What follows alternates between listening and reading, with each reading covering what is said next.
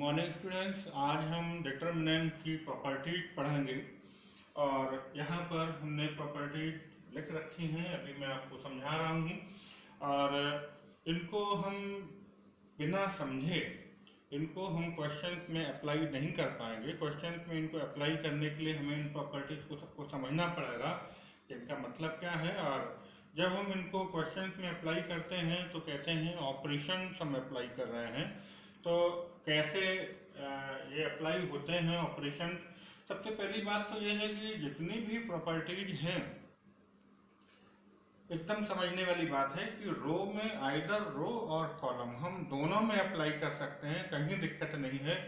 ये बिल्कुल परेशान होने की जरूरत नहीं है कि हमें रो में अप्लाई करना है या कॉलम में अप्लाई करना, ऐसा कुछ नहीं है। इक्वली रो और कॉलम में कहीं भी हम अप्लाई कर सकते हैं।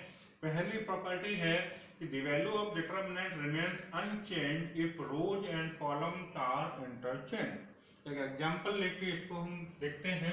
मान लीजिए हम एक डिटरमिनेंट ले लें 0 2 3 3 4 5 5 6 7। ये हमने डिटरमिनेंट लिया और हम देखें इस डिटरमिनेंट को अगर हम सॉल्व करें तो 3x3 की डिटरमिनेंट सॉल्व करना बिना ऑपरेशन के हम आपको पहले ही बता चुके हैं। एक रो से हम इसको ओपन कर लें तो ये आएगा 0 और इसके सामने के रो और कॉलम हटा दें तो 28 माइनस 30, माइनस का साइन आता है, प्लस माइनस 2। इसके सामने के रो और कॉलम हटा दें तो 21 माइनस 25 प्लस 3। और इसके सामने के रो और कॉलम हटा दें तो आएगा 18 माइनस 20। ये तो 0 हो जाएगा। -2 इंटू -4 प्लस 3 इंटू -2, तो वैल्यू हमारे पास 8 - 6 = 2 आ जाएगी। अब बात आ रही है कि अगर हम इसके रो और कॉलम को आपस में इंटरचेंज कर लें तो देखते हैं कि वैल्यू चेंज होगी या वही की वही बनी रहेगी। तो इसके लिए हम इस डिटरमिनेंट के रोज को कॉलम में लिख लें 0 2 3 3 4 5 5 6 7।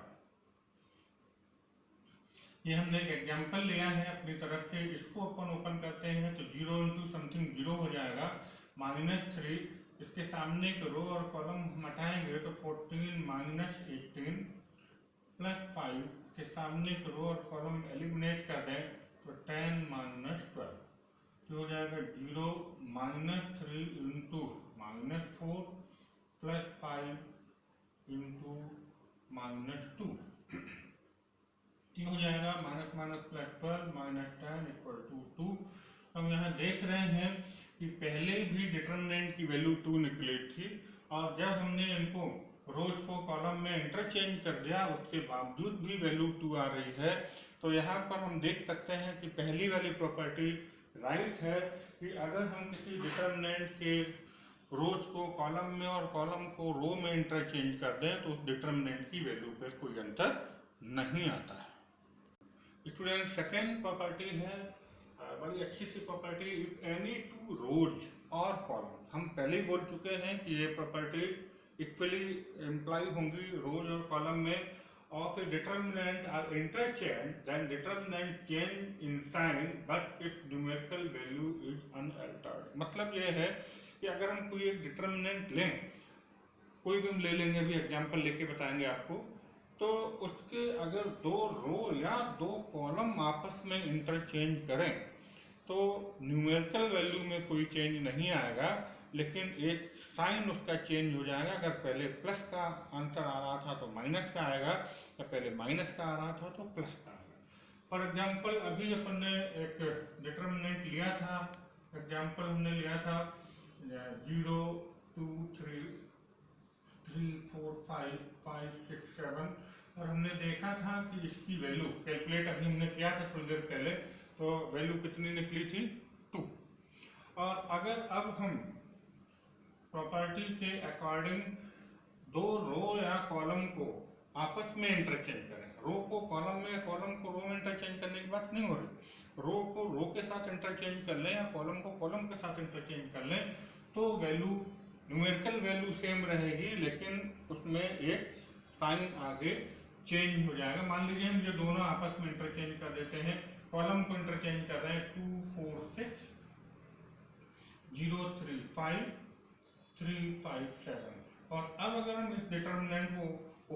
देखें इसकी वैल्यू निकाल के, तो देखो क्या निकलती है 2, सामने के रो और कॉलम एलिमिनेट कर दें तो 21 माइनस 25 माइनस 0 इंटू समथिंग 0 ही रह जाएगा, 3 इंटू ये रो कॉलम जाएगा 20 माइनस 15, तो 2 इंटू माइनस 4 प्लस 3 इंटू 2, तो -8 प्लस 6 इक्वल टू -2। ये प्रॉपर्टी यहाँ बिल्कुल फिट बैठ गई कि यहाँ पर डिटर्मिनेंट की वैल्यू 2 थी, जब हमने दो कॉलम आपस में इंटरचेंज कर लिए तो वैल्यू एक माइनस साइन आगे आ गया।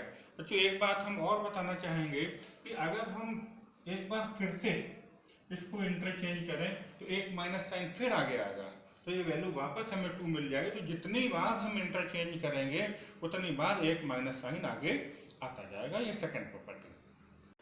थर्ड प्रॉपर्टी बहुत सिंपल सी प्रॉपर्टी है, इफ एनी टू रोज और column of a determinant are identical then the value of determinant is 0। बड़ी सिंपल सी प्रॉपर्टी है। एग्जांपल लेके अगर हम इसको समझाएं, मान लीजिए हम कहें कि हमारे पास एक डिटर्मिनेंट है 2 3 5 6 7 8 एंड अगेन 2 3 5।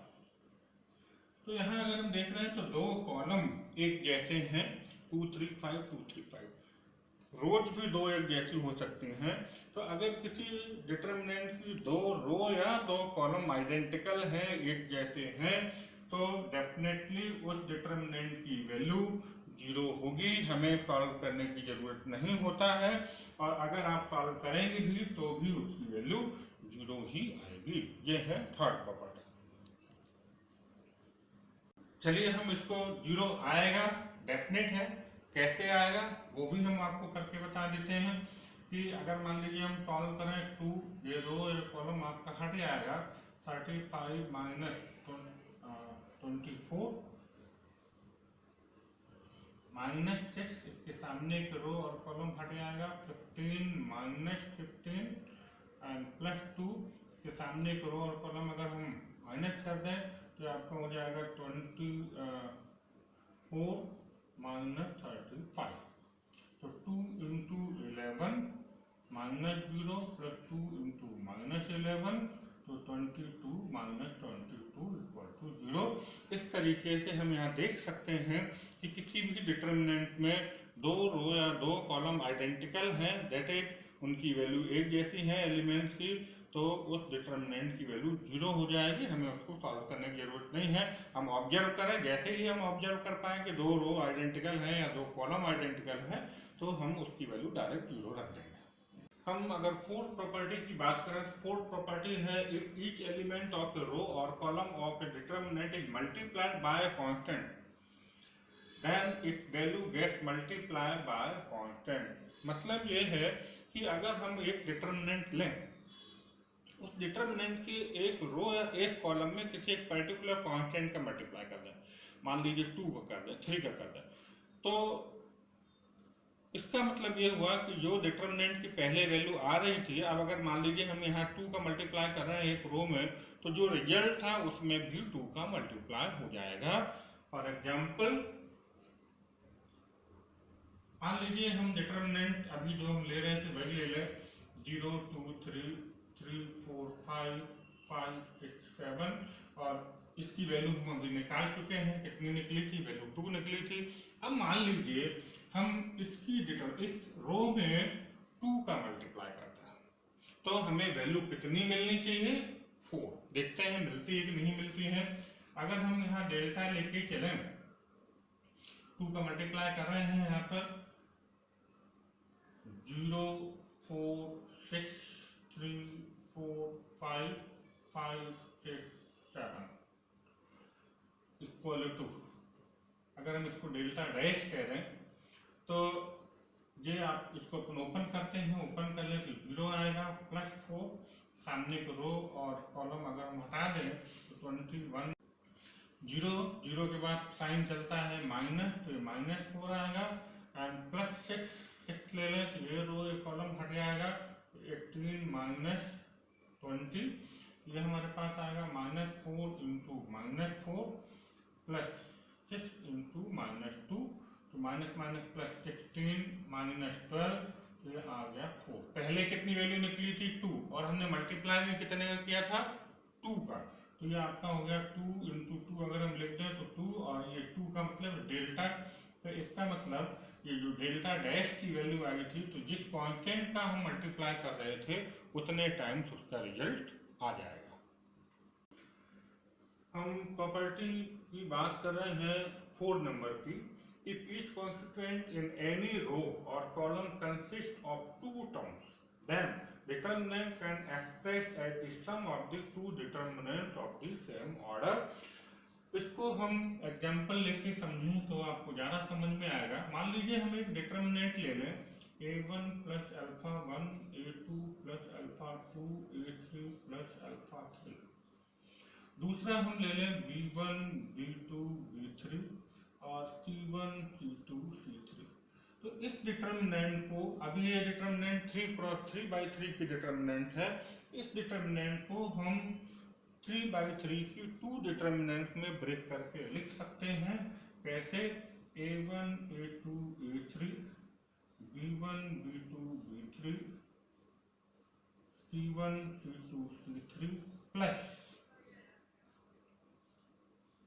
अब ये जो एलिमेंट यहाँ पे बचे हैं वो आ जाएंगे alpha 1, alpha 2, alpha 3, b1, b2, b3 and c1, c2, c3। एक बात बच्चों यहाँ नोट करने वाली है कि यहाँ पर जो साइन है वो तीनों जगह एक जैसे हों। प्लस है तो प्लस और तीनों माइनस है तो माइनस। अगर तीनों जगह माइनस होगा तो यहाँ माइनस लग जाएगा, लेकिन कहीं प्लस है कहीं माइनस है तो उस केस में ये प्रॉपर्टी फॉलो नहीं हो पाएगी। इस बात का ध्यान रखना है। तो तीनों जगह या सब जगह एक जैसे साइन होना जरूरी है, प्लस के या माइनस के। प्लस लगा होगा तो प्लस आ जाएगा, माइनस लगा होगा तो माइनस आ जाएगा। ये आपकी होगी property number 5। Question property number 6 बड़ी अच्छी सी प्रॉपर्टी है, सिंपल सी प्रॉपर्टी है, यूज भी होती है और खास तौर से ओटी क्वेश्चंस में ज़्यादा यूजेबल है ये। If each element in any row और any column is 0 then the value of determinant is 0। मतलब ये है इसका कि अगर हम कोई डिटर्मिनेंट लें और उस डिटर्मिनेंट के एक रो या एक कॉलम के सारे एलिमेंट 0 हैं तो फिर हमें उस डिटर्मिनेंट को सॉल्व करने की जरूरत नहीं है। हम बाय ऑब्जर्वेशन उसकी वैल्यू 0 रख देंगे। फॉर एग्जांपल हम ले लें 0, 0, 0, 1, 2, 3, 3, 4, 5। तो हम देखते ही समझ लेंगे कि इस डिटर्मिनेंट की वैल्यू 0 आएगी। या ये ऐसे भी हो सकता है 1, 2, 3, 3, 4, 5, 0, 0, 0। कोई एक रो या एक कॉलम के सारे एलिमेंट 0 हैं तो उस डिटर्मिनेंट की वैल्यू हम 0 रख देंगे, उसको सॉल्व करने की जरूरत नहीं है। और अगर सॉल्व करते भी हैं तो भी वैल्यू 0 मिलेगी। ये है प्रॉपर्टी नंबर 6, बहुत अच्छी प्रॉपर्टी। हम बात कर रहे हैं अब प्रॉपर्टी नंबर 7 की। सबसे ज्यादा इंपॉर्टेंट प्रॉपर्टी है जो सबसे ज्यादा डिटर्मिनेंट के क्वेश्चन को सॉल्व करते वक्त हम अप्लाई करते हैं इस प्रॉपर्टी को। प्रॉपर्टी है if to each element of a row or column of a determinant be added or subtracted, the equimultiples of the corresponding elements of one or more rows or column, the determinant remains unaltered। एक example लेके हम आपसे बात करेंगे।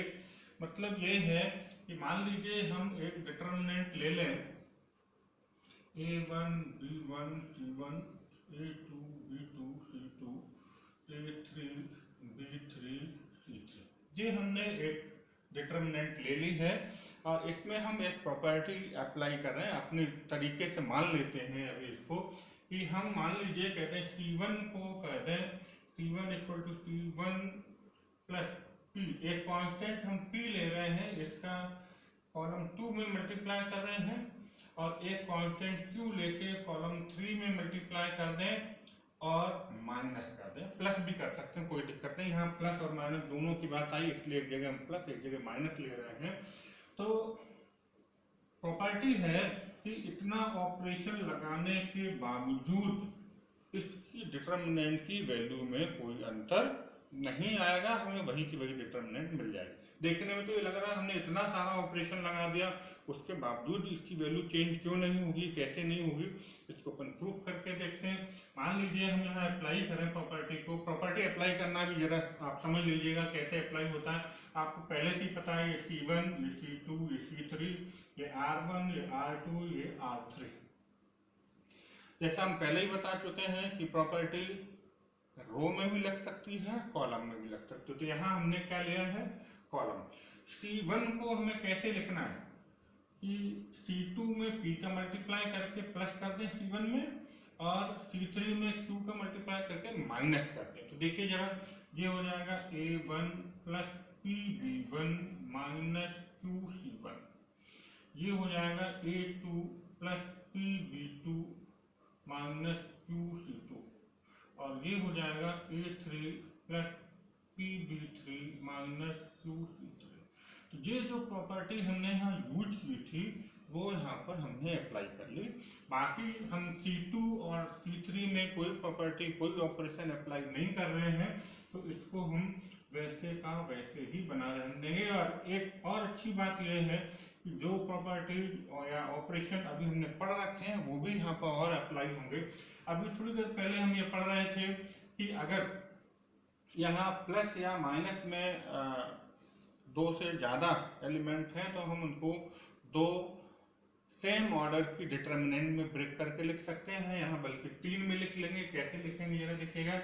पहला यहाँ पर ले लें A1, A2, A3, और इसके बाद B1, B2, B3, और ये C1, C2, C3 plus PB1, PB2, PB3, B1, B2, B3, ये वाला ले लिया, इसका लिए, और इसके बाद ये ले लिया, और ये C1, C2, C3, ये हमारी बन गई दूसरी डिटर्मिनेंट। तीसरी डिटर्मिनेंट बनेगी तो यहाँ देखेंगे सब जगह माइनस है, तो माइनस आएगा। और हम एलिमेंट ले लें QC1, QC2, QC3, B1, B2, B3, C1, C2, C3। ये हमारे पास वैसा का वैसे ही रह जाएगा। A1, B1, C1, A2, B2, C2, A3, B3, C3। यहाँ अगर हम देखें तो इस कॉलम फर्स्ट में से P कॉमन है, तो बाहर P कॉमन आ जाएगा, अंदर होगा B1, B2, B3, B1, B2, B3 and C1, C2, C3। और यहाँ अगर हम देखें तो Q कॉमन आ जाएगा बाहर, Q सब में मल्टीप्लाई हो रहा, फर्स्ट कॉलम में से Q कॉमन आएगा, तो C1, C2, C3, B1, B2, B3 and C1, C2, C3। अगर हम इस पहली वाली डिटर्मिनेंट पे निगाह डालें तो ये वापस डेल्टा हमें मिल गया है, इसकी जगह हम डेल्टा लिख दें, प्लस P इंटू, हमने अभी प्रॉपर्टी आपको बताई थी, किसी डिटर्मिनेंट के दो रो या दो कॉलम आइडेंटिकल हैं तो उसकी वैल्यू ऑटोमेटिक 0 हो जाती है। तो यहाँ देखें B1, B2, B3, B1, B2, B3 column 1 और कॉलम 2 आइडेंटिकल हैं, तो ये वैल्यू 0 हो जाएगी, माइनस Q इंटू, यहाँ अगर हम देखें तो C1, C2, C3, C1, C2, C3 column 1 और कॉलम 3 आइडेंटिकल हैं, ये वैल्यू 0 हो जाएगी। और हम देखेंगे कि हमें वापस वही वैल्यू मिल गई। इतना ऑपरेशन लगाने के बावजूद उस डिटर्मिनेंट की वैल्यू में कोई अंतर नहीं आएगा। ये प्रॉपर्टी सबसे ज़्यादा इम्पॉर्टेंट है, और जब हम ऑपरेशन अप्लाई करते हुए डिटर्मिनेंट के क्वेश्चन करते हैं तो सबसे ज़्यादा इस तरीके की प्रॉपर्टी यूज करते हैं। ये प्रॉपर्टी नंबर 8 पे आ गए। ये प्रॉपर्टी बहुत अच्छी है, और ख़ास तौर से जब हम OT क्वेश्चन सॉल्व कर रहे हों या कंपटीशन के क्वेश्चन सॉल्व कर रहे हों, उस केस में प्रॉपर्टी हमारे लिए काफ़ी हेल्पफुल होगी। प्रॉपर्टी है, if each element of one side of principal diagonal is 0 then the value of determinant is the product of diagonal element. मतलब ये कि जैसा हमने आपको मैट्रिक्स जब बताई थी, जब उसमें अपर डायगोनल मैट्रिक्स और लोअर डायगोनल मैट्रिक्स की बात की थी कि डायगोनल मैट्रिक्स के एक साइड के सभी एलिमेंट जीरो हों, चाहे ऊपर के चाहे नीचे के, उस केस में उस डिटर्मिनेंट, पूरा डिटर्मिनेंट हमें सॉल्व करने की जरूरत नहीं है। हम डायगोनल, प्रिंसिपल डायगोनल के एलिमेंट्स को अगर मल्टीप्लाई कर दें तो उस डिटर्मिनेंट की वैल्यू हमें मिल जाए। एग्जाम्पल लेके अगर हम बात करें यहाँ पर, तो अगर हम यहाँ पर लें A11, A12, A13, 0, A21, A23, 0, 0 और A33, यहाँ हम देखें ये प्रिंसिपल डायगोनल है और इस प्रिंसिपल डायगोनल के नीचे के सारे एलिमेंट जीरो हैं। तो इस डिटर्मिनेंट की वैल्यू हम डायरेक्ट कैसे निकालेंगे कि प्रिंसिपल डायगोनल के एलिमेंट का आपस में मल्टीप्लाई कर दें, तो A11 into A21 into A33 ये हमें आंसर मिल जाएगा। या अगर हम दूसरे तरीके का यहाँ पर डिटर्मिनेंट लें, उस केस में हम कहें A11 0 0, A21 A22 0, A31 A32 and A33। यहाँ हम देखें तो ये प्रिंसिपल डायगोनल के ऊपर के सारे एलिमेंट जीरो हैं। यहाँ पर भी वही प्रॉपर्टी यूज होगी, हम ये रिजल्ट डायरेक्ट यहाँ लिख पाएंगे A11 into A22 into A33। एक न्यूमेरिकल नंबर लेके, एलिमेंट लेके अगर हम एक एग्जांपल आपको देना चाहें तो हम यहाँ ले लें 2 0 0, 3 5 0, 4 2 या 1 ले लें और 3। अगर यहाँ हम देखें तो प्रिंसिपल डायगोनल के ऊपर के सारे एलिमेंट जीरो हैं, हमें पूरा डिटर्मिनेंट सॉल्व करने की कतई जरूरत नहीं है। प्रॉपर्टी लगाएंगे तो इसका रिजल्ट हमें क्या मिलने वाला है, 2 इंटू 5 इंटू 3, डायरेक्ट हम रिजल्ट लिख देंगे तो 30 हमारा आंसर आ जाएगा। तो इस तरीके का अगर ओटी क्वेश्चन आ जाता है, बाई चांस 1 मार्क्स का ओटी क्वेश्चन आ गया कि what is the value of this determinant, तो आप पूरा डिटर्मिनेंट सॉल्व करने की जरूरत नहीं है। आप देख लें कि ये यहाँ पर लीडिंग डायगोनल के या प्रिंसिपल डायगोनल के ऊपर के सारे एलिमेंट जीरो हैं, तो प्रॉपर्टी लग जाएगी। डायगोनल एलिमेंट के सारे एलिमेंट्स का हम मल्टीप्लाई कर देंगे तो हमें यहाँ पे रिजल्ट मिल जाएगा। 9 और 10 नंबर की प्रॉपर्टी अभी आपके 12th लेवल पर ज़्यादा यूजेबल नहीं है, इसलिए हम बहुत ज़्यादा एक्सप्लेन में इसको नहीं करेंगे और ज़्यादा यूज भी नहीं हो रही हैं, बट हैं इसलिए मैं आपको बता देता हूँ, समझा देता हूँ। 9 प्रॉपर्टी है, फैक्टर थ्योरम कहलाती है। If the element of determinant delta R polynomial in x and delta equal to 0, when we substitute x equal to a, then x minus a is a factor of delta। कि अगर मैं आपको पीछे जाके समझाऊं तो आपने 10th या 9th क्लास में पढ़ा होगा कि अगर हम इसका जो रूट होता है वो वैल्यू अगर हम इसमें रख दें तो वो इसको सेटिस्फाई करेगा। या हम ये कहें कि सपोज यहाँ हम x इक्वल टू 1 लगता है तो ये क्या होगा, 1 square minus 2 into 1 plus 3 equal to 0, और इसको प्लस ले लें और इसको माइनस ले लें। इसको हम सॉल्व करें x इक्वल टू 1 रख के, तो 1 plus 2 minus 3, 3 minus 3 equal to 0। तो हम क्या बोलेंगे कि हम बोलेंगे कि x माइनस 1 इसका एक फैक्टर है, यही ना। यही बात यहाँ लागू हो रही है कि अगर हमारे पास एक डिटर्मिनेंट है और डिटर्मिनेंट जो एलिमेंट है वो पॉलिनोमियल फॉर्म में है, पॉलिनोमियल फॉर्म में है, तो उस पॉलिनोमियल में अगर हम x इक्वल टू a रखें, x इक्वल टू a रखने के बाद और डिटर्मिनेंट की वैल्यू अगर 0 आ जाती है तो हम कहेंगे कि x माइनस a उस डिटर्मिनेंट का एक फैक्टर है। ये है। हम बात करते हैं प्रॉपर्टी नंबर 10 की। प्रॉपर्टी नंबर 10 को भी अगर हम एक्सप्लेन करें थोड़ा सा the sum of the product of cofactors of particular row or column and any other row or column of determinant 0. Example अगर हम इसका यहाँ ले लें कि a1 a2 a3 b1 b2 b3 and c1 c2 c3, तो इसका मतलब यह है कि हम a1 मान लीजिए फर्स्ट रो लेते हैं, फर्स्ट रो के तीनों एलिमेंट के लिए हम कोफैक्टर्स निकाल लें और उन कोफैक्टर्स का अगर हम सेकेंड रो के एलिमेंट में करस्पॉन्डिंग एलिमेंट्स में मल्टीप्लाई करें तो रिजल्ट 0 मिलेगा। या इसी तरीके से अगर हम थर्ड रो के करस्पॉन्डिंग एलिमेंट में इनके कोफैक्टर्स का मल्टीप्लाई कर देते हैं तो डिटरमिनेंट उसकी वैल्यू 0 आती है।